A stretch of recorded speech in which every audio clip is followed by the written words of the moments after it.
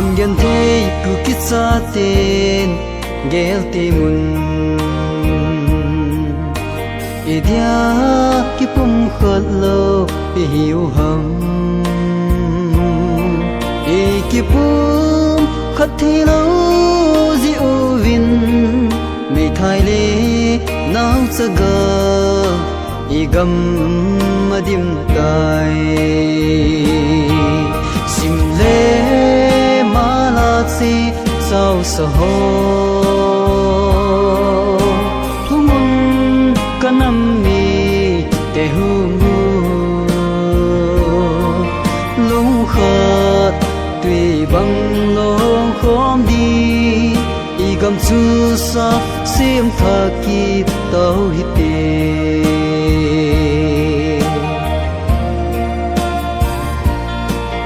patien mal som na ku ki gam ding chu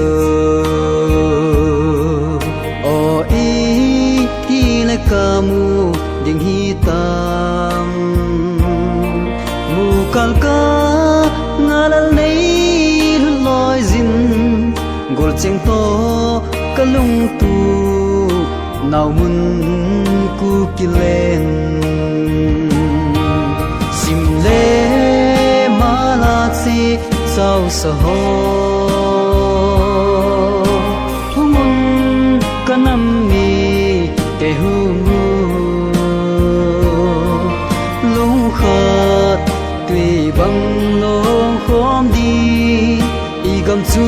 sa sim tha ki tau hi te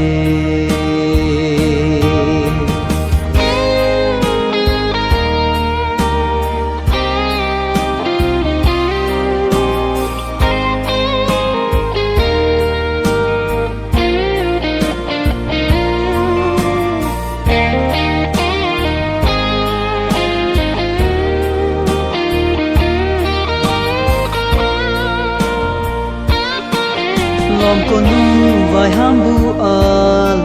a khongin ni dang sanin va ten bu zonin nam mi ten hoi la mi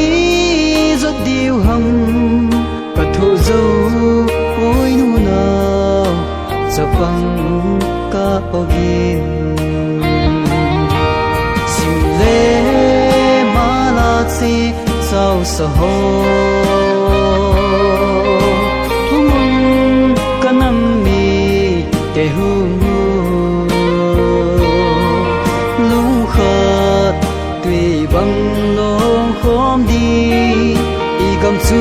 sa sim tha ki tau hi te humun kanam mi te hu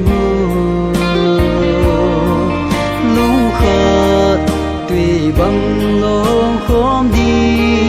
i gam chu sa sim tha ki tau hi te